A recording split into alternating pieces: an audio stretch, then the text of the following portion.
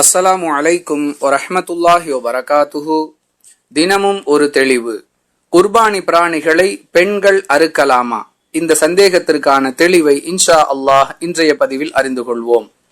அன்பிற்குரிய சகோதர சகோதரிகளே, பரவலாக குர்பானி பிராணிகளை பெண்கள் அறுக்கலாமா என்ற கேள்வியை முன்வைத்தால் அதுவெல்லாம் தவறு, அப்படி செய்யக்கூடாது, பெண்கள் அறுப்பதற்கு மார்க்கத்தில் அனுமதி இல்லை என்று மார்க்க அறிஞர்கள் கோபப்பட்டு பதில் சொல்லக்கூடிய சூழலை பரவலாக பார்க்கிறோம். இது குறித்து ரசூலுல்லாஹி ஸல்லல்லாஹு அலைஹி வஸல்லம் அவர்களுடைய வழிகாட்டுதல் என்ன என்பதை நாம் தேடும் பொழுது புகாரியில் இடம்பெறக்கூடிய 5504வது ஹதீஸ் இதற்கு ஆதாரமாக அமைகிறது. ஒரு பெண் கூர்மையான ஒரு கல்லை கொண்டு ஒரு குர்பானி பிராணியை அறுத்ததை ரசூலுல்லாஹி ஸல்லல்லாஹு அலைஹி வஸல்லம் அவர்கள் அங்கீகரித்திருக்கிறார்கள். அந்த இறைச்சியை உண்ணும்படியும் கட்டளையிட்டிருக்கிறார்கள் என்பதை பார்க்கிறோம்.